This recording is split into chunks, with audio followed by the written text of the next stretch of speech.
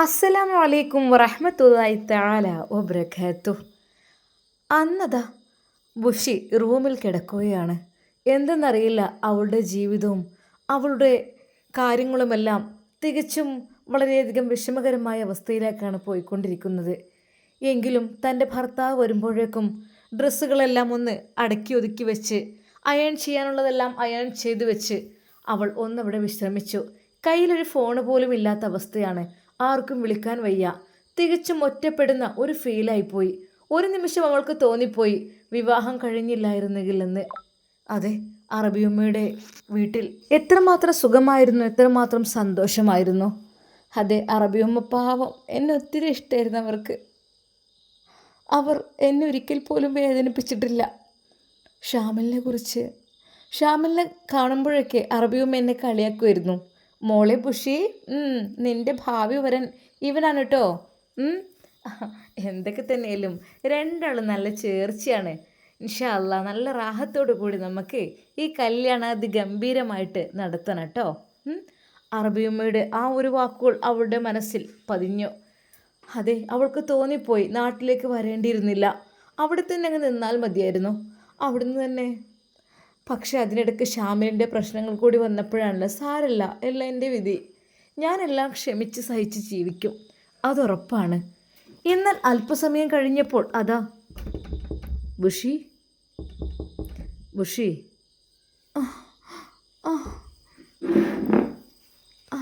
അവൾ ഭയത്തോടെ എഴുന്നേറ്റു. അതെ, തൻ്റെ ഭർത്താവ് വന്നിരിക്കുന്നു. ഞാൻ ആ റൂമിൽ കിടക്കുന്നത് ഒരു പക്ഷേ ഇഷ്ടമല്ലായിരിക്കും. ഇന്നലെ ഉമ്മ എന്നെ വിളിച്ച് കൊണ്ടുപോയതായിരുന്നു. അവൾ പെട്ടെന്ന് പിടഞ്ഞെഴുന്നേറ്റു. എന്താ ബുഷി, നിനക്കെന്നെ പേടിയാണോ? എന്താ ഇക്കാൻ്റെ കുട്ടിക്ക്? ഞാൻ വെറുതെ. എന്താ, ഞാൻ ഇന്നലെ രാത്രി വിളിച്ചതല്ല നിന്നെ ഇങ്ങോട്ട്?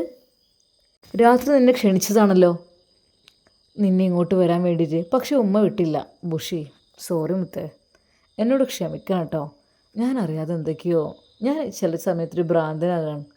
ആ സമയത്ത് നീ എൻ്റെ കൺമുമ്പിൽ നിൽക്കരുത് കേട്ടോ. നോക്കട്ടെ, കാലുകൾ. മൈ ഗോഡ്, ഈ രീതിയിലൊക്കെ ഞാൻ നിന്നെ അടിച്ച് മുറിവേൽപ്പിച്ചോ? അവളുടെ കണ്ണുകൾ നിറഞ്ഞു. കരയണ്ട.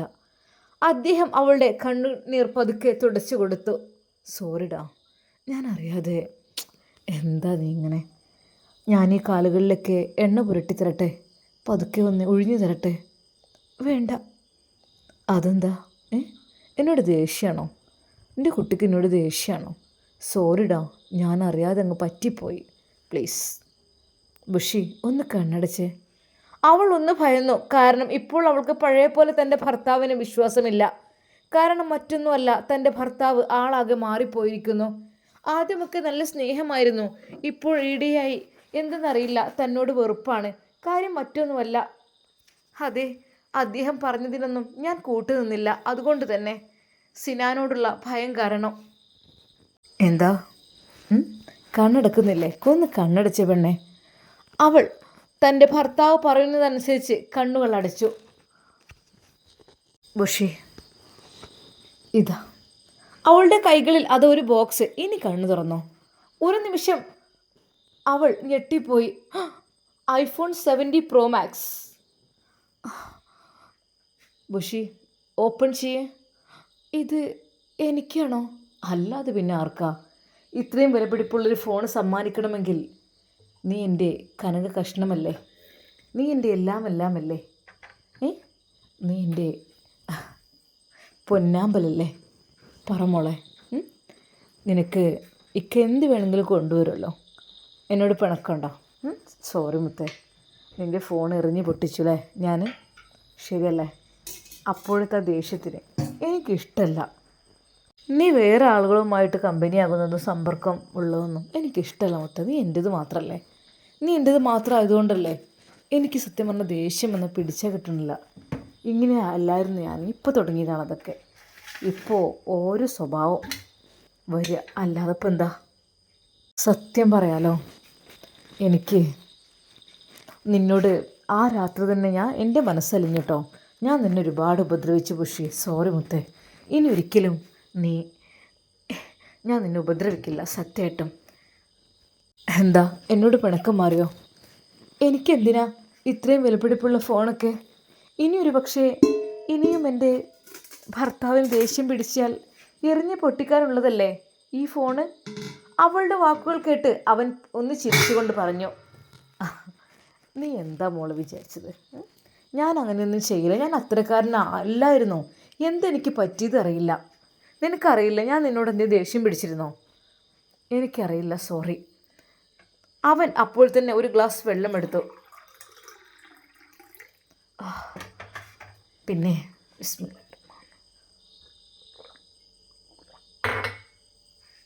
എനിക്ക് നിന്നോട് പറയാനുള്ളത്, നിൻ്റെ ആ പഴയ സിമ്മും കാര്യങ്ങളൊക്കെ എടുക്കുക. ഞാൻ തന്നെ സെറ്റാക്കി തരാം എല്ലാം.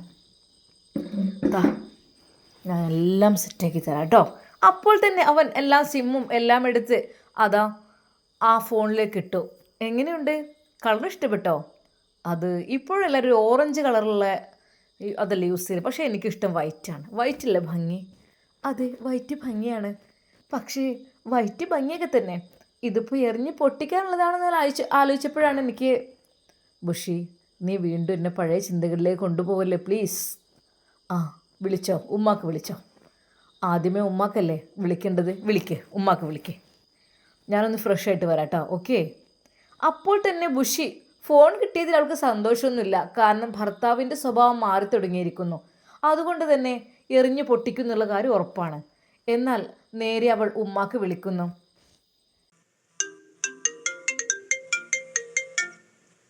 ആരപ്പോൾ ഫോണ് ബെല്ലടിക്കണേ? ബുഷി. ഹലോ ഉമ്മ, അസ്സലാമു അലൈക്കും. വഅലൈക്കും അസ്സലാം. പൊന്നാര പെണ്ണേ, നിന്നെ ഞാൻ വിളിച്ച് മടുത്തു. അല്ല, എന്താ ഫോണൊക്കെ എന്താ സ്വിച്ച് ഓഫോ? ഒന്ന് ചാർജ് ചെയ്തിട്ടില്ലായിരുന്നോ? അതുമ്മ ഞാൻ ഇപ്പോൾ ഫോണൊന്ന് മാറ്റി. അപ്പോഴൊക്കെ പുതിയ ഫോൺ കേടുവന്നോ? ഇപ്പോൾ നല്ലൊരു ഐഫോൺ ആയിരുന്നല്ലോ മോളെടുത്ത്. അതൊക്കെ എന്തിനാ? അതും ഉമ്മ, ഇതും അതുപോലെ തന്നെ ഐഫോൺ തന്നെയാണ്. അത് ശരി. ഏതാ മോൾ, ഇപ്പോഴത്തെ പുതിയ മോഡലാണോ? ഐഫോൺ 70 Pro Max ആണ്. അത് ശരി. പിന്നെ മോളെ, എൻ്റെ പൊന്നാര മോളെ, എന്നെ ഞാൻ വിളിച്ച് മടുത്തു. എൻ്റെ കുട്ടീനോട് കുറച്ച് ഉപദേശങ്ങൾ തരാനാണ് ഞാൻ വിളിച്ചതെന്ന് വെച്ചാൽ ഞാൻ അങ്ങോട്ട് വിളിച്ചത്. അല്ല മോളെ, എവിടെ? അവനും എത്തിയോ? ഉമ്മ എത്തി. പുതിയ ഫോണൊക്കെ വാങ്ങിയിട്ടാണ് വന്നത്. അങ്ങനെ. അല്ലെങ്കിലും സ്നേഹമുള്ള ഭർത്താക്കന്മാർ അങ്ങനെ തന്നെയാണ്. ഭാര്യമാരുടെ ഫോണൊക്കെ കേടുവന്നാൽ അന്ന് തന്നെ പുതിയത് വാങ്ങിക്കൊണ്ടുവരും. ഇപ്പോൾ ഓൻ അത്യാവശ്യം ക്യാഷൊക്കെ ഉണ്ടായിട്ടാണല്ലോ അതൊന്നൊരു വില ഇല്ലാത്തത്. പൊന്നും മോളെ, ഉമ്മാൻ്റെ കുട്ടീനോട് എനിക്ക് പറയാനുള്ളത് എന്താണെന്ന് വെച്ചാലേ, കുറച്ച് കാര്യങ്ങൾ പറയാണ്ട്. അല്ല അവനക്ക് ചായ കൊടുത്തോ? ഇല്ലുമ്മ. എന്നാൽ മോളെ ചായയൊക്കെ കൊടുത്തിട്ട് വാ, എന്നിട്ട് നമ്മൾ സംസാരിക്കാം കേട്ടോ. അപ്പോൾ തന്നെ ബുഷി അത് താഴോട്ട് ഇറങ്ങി വരുന്നു. എന്താ ബുഷി, വിളിച്ചില്ലേ? വിളിക്കുകയായിരുന്നു. അപ്പോൾ ഇക്കാക്ക് ചായ? No problem. ചായ വേണമെങ്കിൽ ഞാൻ ഉണ്ടാക്കി കഴിക്കുകയെ. ഞാൻ എൻ്റെ വൈഫിനെ ബുദ്ധിമുട്ടാക്കില്ലല്ലോ. അതെ, ചായ ഞാൻ ഉണ്ടാക്കി നിനക്ക് തരും. അങ്ങനെയാണ് വേണ്ടത് അല്ലേ? സ്നേഹമുള്ള ഭർത്താക്കന്മാരാകുമ്പോൾ അങ്ങനെയല്ലേ? എൻ്റെ മോള് പോയി ഉമ്മയോട് സംസാരിക്കുക. സ്നേഹത്തോടെ ഭർത്താവിൻ്റെ ആ ഒരു പെരുമാറ്റത്തിൽ എന്തോ ഒരു പന്തികേട് അവൾക്ക് തോന്നാതിരുന്നില്ല. എന്നോട് ഇന്നലെ ഒരു അത്രക്കും കയർത്ത മനുഷ്യൻ, ദേഷ്യം പിടിച്ച് അടിച്ച, ആ ചൂരൽ കൊണ്ട് പൊതിരെ തല്ലിയ, ഫോണെല്ലാം എറിഞ്ഞു പൊട്ടിച്ച മനുഷ്യൻ ഇന്നിതാ ഇത്രയധികം എന്നോട് സ്നേഹത്തിൽ പെരുമാറുന്നു. റബ്ബേ നീ കാക്ക്. എന്നാൽ പാവം അവൾ നേരെ പോയി ഉമ്മക്ക് വീണ്ടും വിളിക്കുന്നു. മോളെ ചായ കൊടുത്തോ? ഉമ്മ എന്നോട് പറഞ്ഞു ചായ ഞാൻ ഉണ്ടാക്കി തരാമെന്ന് പറഞ്ഞേക്കാണ്. എന്നോട് സംസാരിക്കാൻ പറഞ്ഞു. മോളെ കണ്ടില്ലേ, ഇത്രയും നല്ലൊരു ഭർത്താവിനെ നിനക്ക് കിട്ടിയത്. മോളെന്താ അവന് പറഞ്ഞൊന്നും മോൾക്ക് ഇഷ്ടമല്ലേ? ഉമ്മ എന്താ പറയുന്നത്?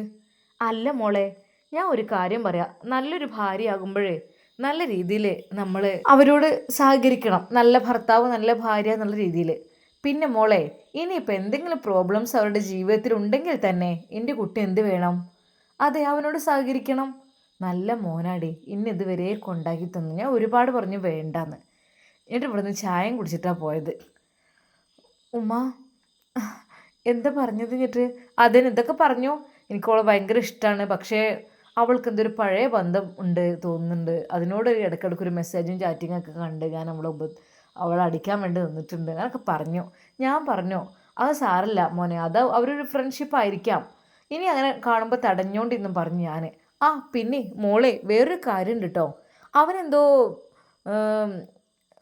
കുട്ടികളുണ്ടാകുന്ന കാര്യത്തിൽ എന്തോ ഒരു ചെറിയൊരു പ്രോബ്ലംസ് ഉണ്ടെന്നോ, കൗണ്ടിൻ്റെ കുറവോ എന്തോ ഉണ്ടെന്നോ, അത് അതിന് വേണ്ടിയിട്ട് മറ്റൊരു ചികിത്സ പെട്ടെന്ന് വേണമെന്ന് അവൻ എന്നോട് പറഞ്ഞിരുന്നു. അതുകൊണ്ട് ഉമ്മ ഒന്ന് പറഞ്ഞ് മനസ്സിലാക്കണമെന്ന് പറഞ്ഞിരുന്നു. എന്താ മോളെ, മോൾ എന്തിനാ അത് എതിരെ പ്രവർത്തിക്കുന്നത്? സ്വന്തം ഭർത്താവിനെ അല്ലേ നമ്മൾ സന്തോഷിപ്പിക്കേണ്ടത്, അല്ലാതെ വേറെ ആരെയല്ലല്ലോ. മോൾക്കൊരു കുഞ്ഞ് വേണമെന്നുണ്ടെങ്കിൽ ഭർത്താവിന് അത് നേരിട്ടതിന് കഴിയുന്നില്ല എങ്കിൽ മറ്റൊരു ഇത് സ്വീകരിക്കുന്നതിന് തെറ്റൊന്നുമില്ലല്ലോ, മറ്റൊരു മാർഗം സ്വീകരിക്കുന്നതിന്. എന്നാൽ ബുഷി മൗനം പാലിച്ചു. ഉമ്മ, അവൾ പിന്നീട് പറഞ്ഞു. എന്താടി?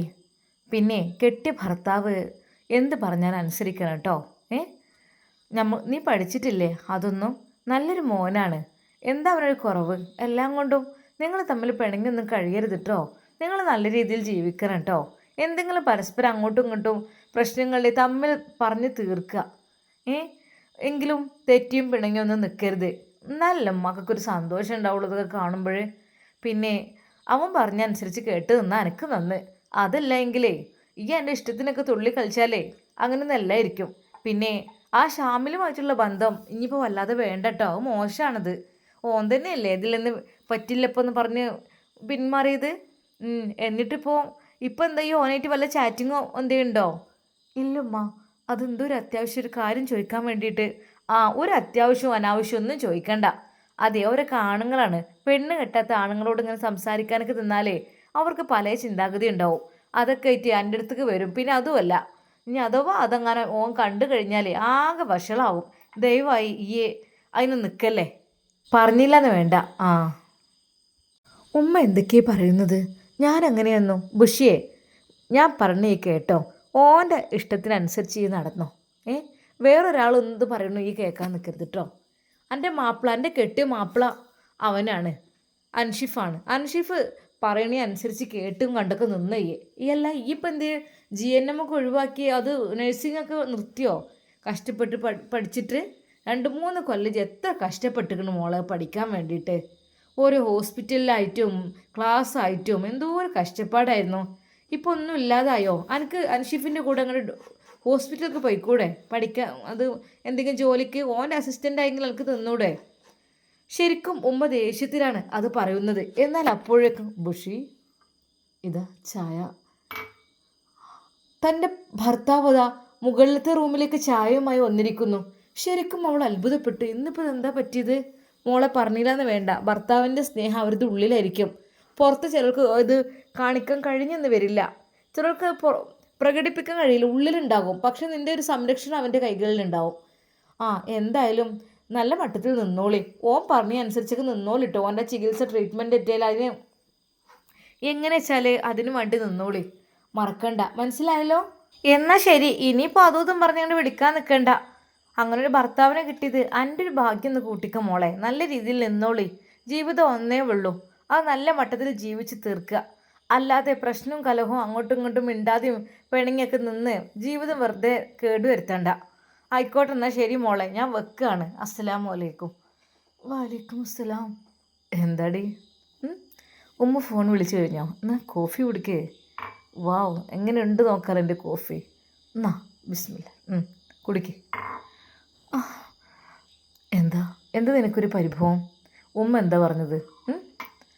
ഉമ്മ പറഞ്ഞത് നല്ല രീതിയിൽ ജീവിക്കാൻ. ഓക്കെ, നല്ല രീതിയിൽ എൻ്റെ ഇഷ്ടത്തിന് ജീവിക്കാൻ ആണോ പറഞ്ഞത്? ഞാൻ അങ്ങനെ തന്നെയല്ലേ? ആണോ? നീ തന്നെ ഒന്ന് ചിന്തിച്ച്. നീ കോഫി കുടിക്കണേ, കുടിക്കേ. നല്ല ടേസ്റ്റുള്ള കോഫിയാണ്, ഒന്ന് കുടിച്ചു നോക്ക്. ബുഷി, ഞാൻ നിന്നെ എത്രമാത്രം സ്നേഹിക്കുന്നുണ്ട് നിനക്കറിയോ? വിവാഹം തന്നെ വേണ്ട എന്നുള്ള രീതിയിൽ ഞാൻ ജീവിച്ച സമയത്ത് എൻ്റെ മനസ്സിലേക്ക് വന്നത് നീ മാത്രമാണ്. നീ വിവാഹം കഴിച്ചപ്പോൾ നീ എൻ്റെ എല്ലാമായി അങ്ങ് മാറി. ഒരിക്കൽ പോലും ഒരു പെണ്ണെന്ന സ്വപ്നം എൻ്റെ മനസ്സിലില്ലായിരുന്നു. പക്ഷെ നീ ഒന്നതോടു കൂടി അതൊക്കെ അങ്ങ് മാറി. സത്യം പറയാലോ, ഞാൻ നിന്നെ അത്യധികം സ്നേഹിക്കുന്നുണ്ട്, സത്യം. പക്ഷേ നിന്നെ വേറൊരാൾ സ്നേഹിക്കുന്നത് എനിക്കിഷ്ടമല്ല. അതാണ്, നിന്നെ വേറൊരു കുട്ടി സ്നേഹിക്കുന്നതും വേറെ ഒരാൾ അവൻ്റേതാക്കി മാറ്റുന്നതും എനിക്കിഷ്ടമല്ല. അതെനിക്ക് ഒട്ടും താല്പര്യമില്ല. അതുകൊണ്ടാണ് നിന്നെ പാട്ടിലാക്കാൻ വരുന്ന ഷാമിലിനെ ഞാൻ ദേഷ്യം പിടിച്ച് ചീത്ത പറഞ്ഞതും അങ്ങനെയൊക്കെ ഇതൊക്കെ മനസ്സിലായല്ലോ. ഒരിക്കലും ഇഷ്ടമില്ല. അത് നിൻ്റെ പഴയ സൗഹൃദമായിരിക്കാം, നിങ്ങൾ ഭയങ്കര ഫ്രണ്ട്ഷിപ്പ് ആയിരിക്കാം, ഓക്കെ, നത്തിങ്. പക്ഷേ എനിക്ക് പറയാനുള്ളത് എന്താണെന്ന് വെച്ചാൽ, നീ നിന്നെ മറ്റൊരാൾ സ്നേഹിക്കാൻ പാടില്ല. നീ എനിക്ക് മാത്രമുള്ളതാണ്, എനിക്ക് മാത്രം. അതിലേക്ക് ആരിടപെട്ടാലും അതെ, ഞാനതങ്ങ് ഇല്ലാതാക്കും. നിനക്ക് എന്തും ഞാൻ തരും. ഞാൻ നിന്നെ സ്നേഹിച്ച് കൊല്ലും. എന്തും തരും, എന്തിനും തയ്യാറാണ് ഞാൻ. പക്ഷേ ഒരാളോടും നീ ഇടപഴകുന്നത് എനിക്കിഷ്ടമല്ല. എന്നെ അല്ലാതെ മറ്റൊരാൾ സ്നേഹിക്കുന്നത് എനിക്കിഷ്ടമല്ല. എന്താ പറ്റില്ലേ? ഞാൻ പറയുന്നത് എതിര് പ്രവർത്തിച്ച് എൻ്റെ ഇഷ്ടപ്രകാരം ജീവിക്കുന്നതും അതും എനിക്ക് ഇഷ്ടമല്ല. എൻ്റെ ഇഷ്ടത്തിൽ നിന്ന് നിൽക്കുകയാണെങ്കിൽ തീർച്ചയായും നിനക്കെല്ലാം ഞാൻ തരും, വാരിക്കോരി തരും. അതെ, നിന്നെ ഞാൻ സ്വർഗത്തിലെ രാജകുമാരിയാക്കും. എന്താ പറ്റില്ലേ? ഭർത്താവിൻ്റെ ആ ഒരു വാക്കുകൾ കേട്ട അവൾ മൗനം പാലിച്ചു. പറ, എന്താ നിനക്ക് സമ്മതമുള്ള ഒരു മടി? പറയാ പറ പെണ്ണേ, നിന്നോട് നിൻ്റെ ഉമ്മ ഉപദേശിച്ചു തന്നില്ലേ കാര്യങ്ങളൊക്കെ? എന്താ പറഞ്ഞത്? എന്താ പറഞ്ഞത്? അത് ഇക്ക പറയുന്നത് അനുസരിച്ച് ഓക്കെ ഓക്കെ ഓക്കെ, ശരി, അതുതന്നെയാണ്. എന്നാൽ താഴെ നിന്ന് ഉമ്മ വിളിക്കുന്നു, മോനെ എടാ അൻഷിഫ്, അൻഷിഫേ. ഉമ്മ വിളിക്കുന്നു. എന്തോ ഉമ്മ? അവൻ ചായ ഗ്ലാസ്സുമായി തിരികെ വരുമ്പോൾ, ഓഹോ, ഇതിപ്പോൾ എന്താ അവിടെ പോയൊരു ചായ കുടിയൊക്കെ? എന്തോ ഒരു പന്തിക്കേടുണ്ട്. അതേ, ഈ അവളെ വല്ലാണ്ട് ഇങ്ങോട്ട് സ്നേഹിക്കണ്ട, പാകത്തിന് മതി. ഇജ്ജ് വല്ലാണ്ട് സ്നേഹിച്ചാലേ അവളെ സ്നേഹിച്ചാണ്ട് കൊല്ലലേക്കാരം. അതുകൊണ്ട് ഈ ഒരു ലിമിറ്റിന് മതി. ഇതിപ്പോൾ എന്താ ചായ ഉണ്ടാക്കി കൊണ്ടേ കൊടുത്ത? അത് ആരുണ്ടാക്കിയത്? ഞാൻ തന്നെ ഉമ്മ. ഭാര്യമാരെ സ്നേഹിക്കണം എന്നല്ലേ? മതി മതി, എൻ്റെ സ്നേഹം കുറച്ചൊക്കെ മതി, കൂടുതലാവണ്ട കേട്ടോ. എനിക്ക് നന്നായിട്ടറിയാം, ഇന്നലെ ആ കുട്ടിനെ ഈ അക്കോലം കാട്ടിക്കൂട്ടിക്കണേ. ഇനി മതി, പാകത്തിനൊക്കെ സ്നേഹം മതി. എന്തിനുള്ള സ്നേഹമാണാവോ ഇത്, ഇത്രയധികം സ്നേഹം? എന്നാൽ ബുഷി അതാ മേലെ നിന്ന് ഇറങ്ങി വന്നു. മോളെ ബുഷിയെ. ഉമ്മ ഇതാ എനിക്ക് ഫോണ് കൊണ്ടു നിൽക്കണേ. ഓ തന്നെ. അല്ല, ഇതിപ്പോൾ എന്തിനു ഫോണിപ്പോൾ പുതിയ കൊണ്ടല്ലേ? അത് ഉമ്മ ദേഷ്യം പിടിച്ച് ഞാനവളെ ഫോൺ എറിഞ്ഞ് പൊട്ടിച്ച് നിങ്ങൾക്ക് അറിയില്ലേ? ഞാൻ നോക്കിയിട്ടില്ല, അവളിനോട് പറഞ്ഞിട്ടൊന്നുമില്ലല്ലോ. അങ്ങനെയൊക്കെ ഉണ്ടായിക്കണ്. അപ്പോൾ പിന്നെ എൻ്റെ പ്രിയപ്പെട്ട പെണ്ണിന് ഒരു സമ്മാനം കൊടുക്കണ്ടേ ഉമ്മ? അതൊക്കെ നല്ലതന്നെ, സമ്മാനം കൊടുക്കലും വാങ്ങലൊക്കെ. പക്ഷേ നല്ല മട്ടത്തിന് ജീവിച്ചില്ലെങ്കിൽ, കച്ചറ കൂടാൻ നിന്നാലേ ഈ വീട്ടിൽ ഞാൻ രണ്ടാളും താമസിപ്പിക്കൂല.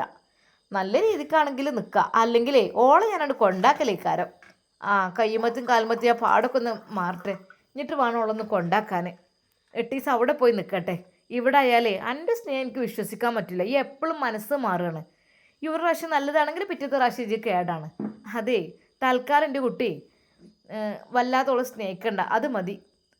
ബുഷിയെ മോളെ, ഇന്ന് മോളെ എവിടെ കിടക്കണേ? ഉമ്മ അത് ആയിക്കോട്ടെ, അവിടെ കിടന്നോളി, കുഴപ്പമില്ല, നല്ല മട്ടത്തിൽ. അതെ, പൊന്നാരൻ അൻഷിഫേജ് അവളെ വെറുതെ തല്ലാൻ നിൽക്കരുത് കേട്ടോ. തല്ല എൻ്റെ സ്വഭാവം മാറും, പറഞ്ഞില്ലാന്ന് വേണ്ട. എന്തോ ഉമ്മ അപ്പോഴത്തെ ദേഷ്യത്തിന് അങ്ങനെ കാട്ടിയരിച്ചിട്ട് എപ്പോഴും ഞാൻ അങ്ങനെ ചെയ്യുമോ? അത് ഓർത്താ നന്ന്. ശരിക്കും ഉമ്മ അൻഷിഫിനെ ഭീഷണിപ്പെടുത്തുകയായിരുന്നു. ഈ ഉമ്മയുടെ ഒരു കാര്യം, ഞാനങ്ങനെ എൻ്റെ പെണ്ണിനെ അങ്ങനെ ചെയ്യുമോ? ഇന്നലെ ഒന്നും എന്താ എൻ്റെ പെണ്ണല്ലായിരുന്നോ ഓള്? വേറെ ആരെങ്കിലും എൻ്റെ കൂടെ വന്നതാ? അല്ല പിന്നെ. അവൻ്റെ ചോദ്യം കേട്ടാലേ അങ്ങനെ തോന്നുക. അവളെ തൊട്ട് കളിക്കണ എനിക്ക് ഇഷ്ടമില്ല കേട്ടാ, ഞാൻ പറഞ്ഞു തരാം. എനിക്ക് പറ്റൂല എന്നുണ്ടെങ്കിൽ പറയും, ഞാൻ ഓളെ നോക്കിക്കോളാം. എനിക്കറിയാം ഓളെ ഞാൻ എന്താ ചെയ്യേണ്ടതെന്നുള്ളത്. എൻ്റെ ഉമ്മങ്ങളിൽ ടെൻഷനാക്കണ്ടി വീണ്ടും. ടെൻഷനാക്കല്ല, ഞാൻ പറയാം, അവളെ ഉപദ്രവിക്കരുത്, എനിക്ക് പൊരുത്തല്ല, ഞാൻ പറഞ്ഞല്ലോ. എന്നാൽ അൻഷിഫ് പറഞ്ഞു, എൻ്റെ ഉമ്മ അങ്ങനെയൊന്നുമില്ലേ. ബുഷി നടക്ക് റൂമിലേക്ക്. അങ്ങനെ അത് അവർ രണ്ടുപേരും റൂമിലേക്ക് നടക്കുന്നു. ഉമ്മ നിമിഷം ദുആ ചെയ്തു, പഠിച്ചോനെ എൻ്റെ കുട്ടിക്ക് നല്ല ബുദ്ധി കൊടുക്കല്ല, ആരെങ്കിലും എന്തെങ്കിലും പറഞ്ഞു കേട്ടിട്ട് ഒരു ബുദ്ധിമോശം നീ വരുത്തല്ല അല്ലാ പഠിച്ചോനെ. എന്നാൽ ബുഷിയുടെ അടുത്തേക്ക് അവൻ എത്തുന്നു. അവൻ റൂമിൻ്റെ വാതിൽ കുറ്റിയിട്ടു. അവളുടെ മുഖത്തേക്ക് തന്നെ നോക്കിക്കൊണ്ട് ബുഷി. അവൾ ഒരു നിമിഷം ഭയന്നു. തൻ്റെ ഭർത്താവ് എന്നിലേക്ക് ഇതുവരെ ഇങ്ങനെ അടുത്തിട്ടില്ല, ഇത് മറ്റൊരു രീതിയിലാണ് ബുഷി. അതെ, അവൻ്റെ കണ്ണുകളിൽ എന്തോ ഒന്നുണ്ട്. ശരിക്കും അവൾക്ക് അങ്ങനൊരു അനുഭവം ഉണ്ടായിട്ടില്ല. പക്ഷേ സിനാൻ്റെ നോട്ടം പോലെ ഒരു നോട്ടം അവൻ്റെ കണ്ണിലൂടെ വരുന്നു. ശരിക്കും അവൾക്ക് ഭയം തോന്നി. കാരണം അൻഷിഫിന് അങ്ങനെ ഒരു ചിന്താഗതി ഇല്ലായിരുന്നു. പക്ഷേ സത്യത്തിൽ ഇതിപ്പോൾ എന്ത് സംഭവിക്കുന്നത്?